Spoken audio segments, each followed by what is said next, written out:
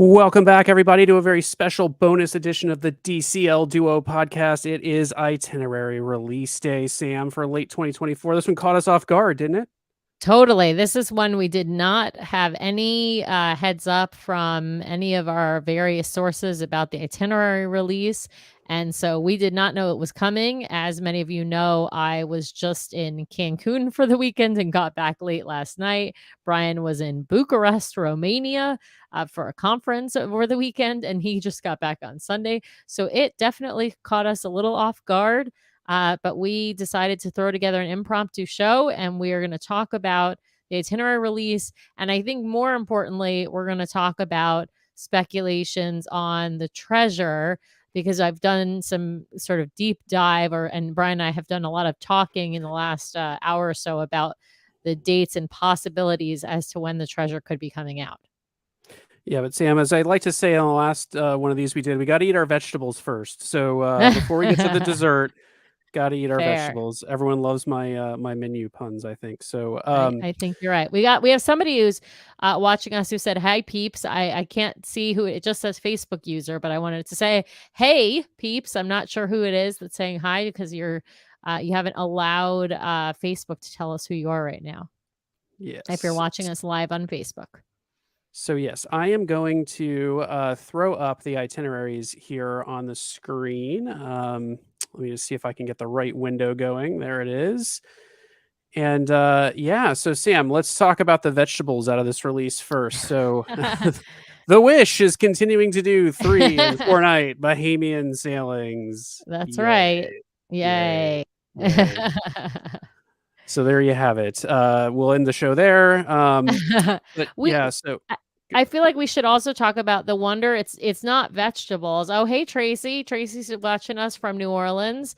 I think we should talk about the Wonder a little bit, because it's not boring. They've got some cool itineraries, but it is essentially doing in fall of 2024 the same thing that is doing in fall of 2023, which is it's doing some trans-Pacific crossings. It's doing some Vancouver to Hawaii, and then trans-Pacific crossings from Hawaii to Sydney, Australia. Some, amazing, of course, sailing itineraries, 10 nights on the Hawaiian, 15 nights on the South Pacific. And then, of course, we know it will be as of sometime in mid-October, after it does that 15-night crossing, it will be doing presumably Australia, New Zealand.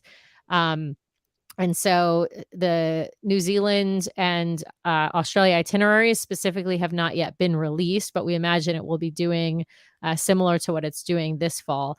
And then we know the Wonder comes back across the Pacific in February. So, and then it will do a 9-night Hawaiian after it does that trans-Pacific crossing. So yeah, so I think the Wonder is also, even though those are some cool itineraries, it's also a little bit of vegetables, as Brian mentioned, because it's not doing anything different. Well, except there's a couple big things I want to say are missing in this release. Yes. And let me enumerate those. New York, gone. San Diego, gone. So no more sailings out of those ports, at least in this itinerary, at least in the release. fall. Yeah, which is a little unusual, I think. So yes. Yeah. So we've got no because the Wonder is going over again to Australia, New Zealand. We've got no fall itineraries out of San Diego. I mean, this year we've got the Magic coming to San Diego, and so Brian and I will be Thanksgiving will be over sailing, to Mexico, the Baja sailing down from San Diego to Mexico. But there's nothing like that on the fall 2024 itineraries. So that means no ship based out of San Diego for the entire South Pacific season. That's right. The other thing, bummer. The other thing missing, by the way, is this itinerary, last time we had like a 2 or 3 page release. This is a 1-pager release this time, and a big chunk that's missing is what exactly they're going to be sailing over in Australia when they finally do get over there. So yep. On the one hand, kind of weird that that's not decided yet. On the other hand, glad to see maybe they're just not putting out a standard set like they did for the last set of sailings there. That maybe they'll rethink that and make it a little bit more friendly to folks who want to travel over and visit those destinations and sail. But who knows? Or maybe the global dream will be. No, I don't think the Yeah. global is ready, but Yeah. but yeah. So no word on what those Australia New Zealand sailings will look like at this point. It is interesting that they've gone ahead and done the early 2025 portion of this itinerary release. So yeah, Well, but remember, the only thing we have in the if you can scroll down there to that corner, Brian, because we can't see it. There we go. So the only thing that we've got in the early 2025 itineraries that we can see is those Wonder sailings. So it's just she's just telling us when the Wonder is coming back from Australia, New Zealand. That's all we know about 2025. With a couple of exceptions, of course, we know the very end of December cruises that spill over into January. But other than that, we know nothing for 2025. So it's not really a lot of information. We've got one Facebook user telling us we are hoping to book one of the non-existent New York City to Bermuda sailings in 2024, but as in a sad face, which yeah, it's pretty sad. So there's no magic or dream doing any New York City cruising. So that is definitely a bummer. And there's no which means there's also no Canadian sailings, right, on the East Coast. Because we normally have some New York City to Bermuda sailings, and there's normally in the fall some New York City up to New England and even to, parts of Canada. And those are missing from this itinerary release as well. Which I yeah. think So brings us should we talk well, a little well, bit about oh, I sorry. want to talk. I want to talk one more second about the other cruise section here. A couple of things to note. The 13-night westbound transatlantic, it appears, is happening later in the season than it otherwise would. That I guess shouldn't True. be 100% surprising because the prior itineraries would have clued us into that. Um, and then someone pointed out to me that the two South Pacific sailings actually have a stop in Hawaii, and I think they've lengthened at least one of them by a day. So Mhm. that's also a little bit different. I mean, look, this other cruise column looks so much fun is Yeah. happening in this other cruise column. So much not fun is happening in the rest of the the rest of the three columns on this Yeah. page. Um, Lighthouse Point has made its way into the itinerary, so you can start to see just what the regular rotation for Lighthouse Point is going to look like across these ships. You'll note that it looks like a lot of the It's Port mostly Canaveral Fort sailings. Lauderdale. Yeah, it's Yeah. mostly the Fort Lauderdale, so nothing really. Do they have a There's Lighthouse Point out of one Port Canaveral? Yes. So I think I'm seeing only one though. So the only one I'm seeing Lighthouse Point out of Port Canaveral is on the 4 night, sorry, not one, but one set. So in the top of column 3, you see there's 4 night Bahamians on the Disney Fantasy out of Port Canaveral. And those, for the most part, all except one of them, or actually all of them, have a stop at Lighthouse Point and Castaway Key, except one of them has a Nassau day instead of Castaway Key. So those are actually going to be, I think, super hot. There's not a lot of them. There's one, two, three, four, about 6 of them, something like that, that will be stopping at Lighthouse Point and Castaway Key. Although some of them, a couple of those, I think maybe are even going to Nassau instead of Castaway. So those are the only, if you want to sail out of Port Canaveral and go to Lighthouse Point, you are only going to be on the Fantasy, or at least in this release. And We don't know what's you've coming. got one of the new coveted, like, triple dip sailings here on the 6-night Bahamian in column 3 there toward the bottom with Yep. a stop at Lighthouse Point and 2 it says 2 days at Disney's Castaway Cay, Oh, yeah. So a which is triple interesting. dip, basically two triple dips offered in this itinerary release, October 20th and November 10th. Okay, a Yep. good catch, Brian. Those will be, I would say, those 4 night Disney Fantasy and that 6 night Disney Fantasy. Those are probably going to be pretty hot because, one, they go out of Port Canaveral, and two, they're going to hit Lighthouse Point, and a lot of them are also hitting Castaway. So triple dips, double dips, those sound fantastic. Yeah, But and then a comment I wanted to make too, I mean, now that they're not gonna be in San Diego, we're obviously seeing Galveston stops here, oh yeah, uh, on the itinerary release. Disney's made a pretty hefty commitment to the port of Galveston. I think somebody sent me some, images of the agreement that they struck that was, like, 26 to 28 stops per year between now and 2028. So, San Diego may be victim to that agreement that they made with Galveston, that they need to park a ship there, although who yep. knows? With 2 more ships coming online here in the near future, maybe one of the other ships can make their way out to the West Coast to do the Mexican Riviera sailings. I'd hate to see those fall off the release completely because it's so nice for us out here on the West Coast to actually be able to fly down to San Yeah. Diego and take a cruise occasionally as opposed to going all the way across the country to Port Canaveral. So So we should talk about the Magic because you're talking about Galveston. So the Magic is going to be the ship that's going out of essentially it's going to be going out of Galveston and Fort Lauderdale. There is a Southern Caribbean that's going to be, out of San Juan. So there's going to be some Southern Caribbean stuff that it's doing, but it's mostly the Magic's going to be doing mostly Western Caribbean. And so that's going to be those Galveston sailings and then some Bahamian cruises it's going to be doing out of Fort Lauderdale. So you see mostly 4 and 5 night itineraries on the Magic with a couple of variations. There's a couple dates that are a 6-night Western Caribbean. And of course, there's a 7-night Southern Caribbean. So, but the Magic's going to continue to do those 4, 4, 5 nights for the most part, except some of those odd ones in between. We have to talk about the Dream, of course, as Brian mentioned. We got the Dream coming over on the westbound transatlantic in October, and then she's going to be sailing exclusively, it appears to me, out of Fort Lauderdale. So this entire season, other than her transatlantic westbound transatlantic crossing, she's going to be sailing out of Fort Lauderdale. And so if you want to go to Lighthouse Point, the Dream, the Magic, and a couple of sailings on the Fantasy.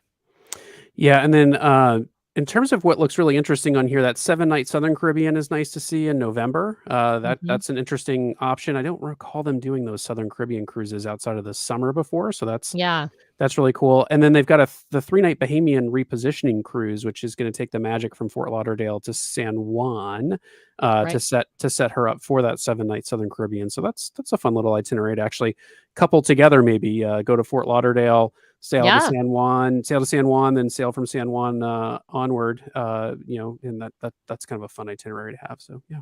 yeah, that'd be a great itinerary for sure. All right. Well, I think we've done our vegetables and our mains, Sam, across these itinerary releases. Let's get to the dessert. Yeah, Everyone wanted to know, where's the treasure? Well, yeah. Well, we have hold it. to look at the Fantasy before we figure Well, out what the treasure is.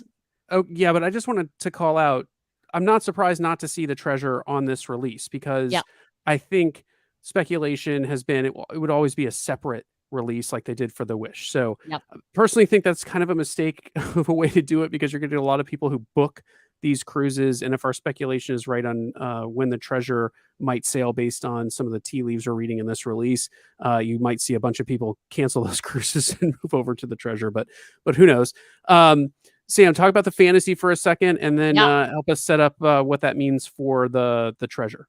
Okay, so the Fantasy looks all normal, and I say looks all normal because for the fall it is doing its normal Eastern, Western Caribbean 7-night sailings.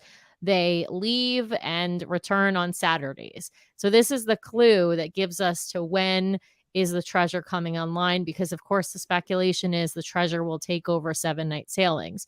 So I've actually written out sort of a calendar to try and figure out what exactly was happening and where everything falls. And the Fantasy will do in the beginning of December. It has a 7-night, and then it has on December 7th, and then a 4-night beginning on December 14th. So at that point, the Fantasy becomes off schedule. When I say off schedule, meaning it will no longer be on Saturday, a Saturday rotation like it is. So after December 14th, the Fantasy is no longer in a Saturday rotation, making Saturday, December 21st, the first possible date that the treasure could sail a 7-night itinerary, assuming obviously they want to keep the schedule the same. So as you see on the screen, Brian pulled up, this is my makeshift calendar. I know it's quite rudimentary. I didn't have a lot of time to put this together, but to be clear, December 1st is a Sunday. And so it is the normal order. It just popped off the screen. But December 1st is a Sunday. And you see on the 7th and the 14th, the Fantasy has Saturday sailings. The 21st is the first date that Saturday slot at Port Canaveral becomes open. So what do we mean? What does that mean? That means the treasure's got to be coming out before December 21st. Well, we speculate. We don't. This Sure. is not definitive, Yeah, but it does this seem is like sure. it does seem like they are trying to open up that Saturday gap. uh, to start the treasure sailing Saturday to Saturday. There will be a mess of preview cruises before this, and Yep. how those slot in here is anybody's guess. Right. But it does seem to be that the treasure would start doing like on the 21st, have a 7-night sailing, ends on the 28th, the 4th, and so on throughout the schedule. Those 7-night sailings remains to be seen which itineraries, but we suspect that she'll pick up the Fantasy's Eastern Western rotation out of Port Canaveral. And so that looks to be the case. How this all works out, whether it all happens or whether it gets delayed, we don't know. But Right. certainly by releasing this itinerary and doing the fantasy the way they have, it seems to be setting up a maiden voyage of the treasure sometime in early to mid December, with her then starting her regular rotation. So Exactly. So if she wants to, whatever sailing she could do before the 21st would not be a 7-night sailing, right? She might do there's some opportunity there to do, for some 3-night sailings, some 4-night sailings, some 5-night sailings.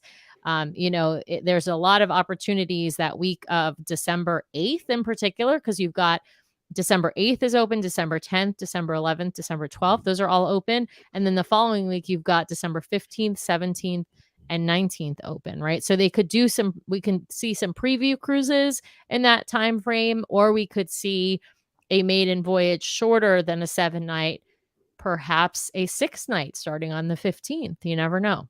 These are, yeah, again, just speculation, my sleuthing. Somebody already commented, Sam the Sleuth. Love it. I love that. I'm going to call myself Sam the Sleuth. We also have we have some comments. What a cluster it would be if it is the treasure and it ends up delayed. That's basically over Christmas. Fair, which is why we think that would be the first 7-night sailing. That would not be the maiden voyage. Just to be clear, this is my speculation. The maiden voyage will not be a 7-night sailing. The maiden voyage will be sometime earlier in the, December. So either, first, second, or third week of December. And then you're right. If they needed to push it back, it would be a cluster. Hopefully it does not end up delayed. I think that they are going to be doing. I think that they must have a high degree of confidence that this thing is going to happen on time. Yeah. We have heard some crew are spreading some rumors that it's been delayed to 2025. I think this itinerary release dispels that rumor from like at least a corporate Disney Cruise Line perspective. They're putting a stake in the ground. This is our itinerary. Now, can they change it 100%? They had to do that for the Wish, but I think it would really be a reputational hit for them to have two maiden voyages that either get canceled and bumped as the Wish did, or as also the Wish did, the ship was just simply not fully show ready for Disney Cruise Line. I think the Absolutely. treasure has to be their opportunity to get it on time and right. Yes. Hopefully, I hopefully they're on track to do that. I think if you look at the construction schedule, it feels like they've built in a lot more time to get this ship done, and certainly delivering it in Yes. December. I find it really weird, say that they're Yeah. going to try to do a maiden voyage, start sailing during what would be a very maritime Christmas season. I wonder if they had expected to have the ship earlier and they actually built in a longer buffer to have her ready. It's not unheard Yeah. of, by the way, for cruise lines to take delivery of ships months in advance of the maiden voyage. I think it was Carnival or Royal. Someone just took delivery of a ship. It took them 3 months to get it fully ready before it started sailing. So maybe they're taking Absolutely. delivery earlier. We don't know. So Yeah, we've got another great comment. This is like looking for Easter eggs in a Taylor Swift concert. I love that comment. That's we nice. also have a West Coast cruiser, it looks like, who is mourning the loss of the Wonder. Yeah. I don't know if I don't know. As I said, I don't know if it'll be back, as this user is commenting. It's tough because Disney has made some pretty strong commitments to Fort Lauderdale. We know they've made strong commitments to Nassau, and they've made strong commitments to Galveston about number of stops they need to have for these ships in those ports. And I worry a little bit the Wonder has become a victim of an agreement that they made with Galveston to push more traffic through there. And Galveston's a Yeah. fast growing port. San Diego does not top that list of fast growing ports currently. So maybe the last we see of the Wonder in San Diego, at least in the fall and the winter. It could be that Yeah. she does some of those sailings on the other end Right. of the spectrum. But Of yeah, course, spring. I mean, she's got to do some spring sailings out of San Diego, and then of course the summer season in Alaska. I'm gonna predict that we will see fall sailings again out of San Diego, but not until either after the Treasure is fully on board and operational, so perhaps in 2025, or perhaps when we get the next ship of the Wish class ships, when we get ship what was supposed to be ship number, what is that, 7, but now is going to be ship number 8. Yeah. And we have someone agreeing with me that they likely padded the Treasure's build and launch timeline. Sure hope that's true because oh man, if they cancel somebody's Christmas vacation on the Treasure, that is not a great look for Disney. So hopefully they will have her ready on time and fully ready to go this time around. So Absolutely. Sam, anything we didn't talk about this itinerary release that you think we should cover for folks at home? I think we covered everything. I think all in all, the itinerary release is not a huge surprise. I mean, the timing was kind of a surprise. But I think most of what we see is not a surprise, with the one exception being, as I said, the fantasy. When I saw those 4-night sailings and then a 1 3-night sailing, I became suspicious. As we showed you, I mapped out the dates of what ships are in Port Canaveral, and that's how we sleuthed out where the Treasure could possibly fit in. So I think that's really the biggest news out of this. People always ask us, Sam, what are we booking? And I gotta say, this year we're leaning toward not a whole lot. Not a whole lot. I mean, Yeah. when the Treasure comes out, you better believe we're going to be Yeah. scrappy on getting on board that maiden voyage if it works out from a timing standpoint. We've already got some friends lined up who want to help us out because they have Pearl status, and so we will keep them very friendly. Yeah. I'm just kidding, Craig Yeah. and Kelly, we love you guys. Yeah, to be fair, because we're holding out for the Treasure and we're hoping that based on this that she's coming out in December, we're probably not going to be booking anything in this fall release. Brian and I are hoping actually to be taking Virgin Voyages, just the two of us, at some point in the fall, if we can get our eggs in or ducks in a row for childcare for Nathan. But yeah, I don't think we will be booking anything. I will say that those Trans-Pacific and Transatlantic cruises are super, super attractive, but the timing is just not workable with the school schedule. And I know those of you out there with kids in school feel exactly what I'm saying, because it is just really hard to pull your kids out of school for, what amounts to more than 2 weeks if you're doing a transatlantic or a Trans-Pacific. Even where some of those sailings are, shorter than 2 weeks, you still have all that flying time. So, yeah. Well, and the only other cruise that we would typically look at is maybe a Thanksgiving cruise, because we do love doing Thanksgiving on board the ships. But I think next year No we will cooking.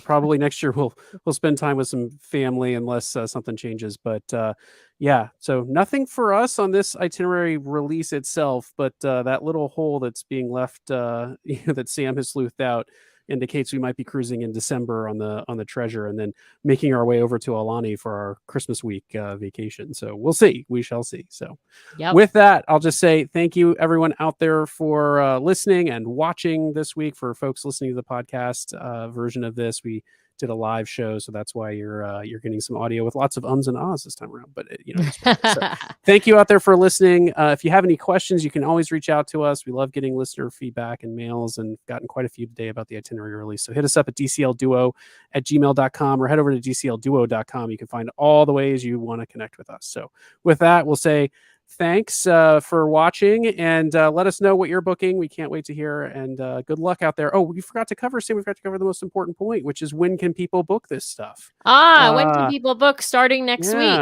Yeah. So next week, you can book.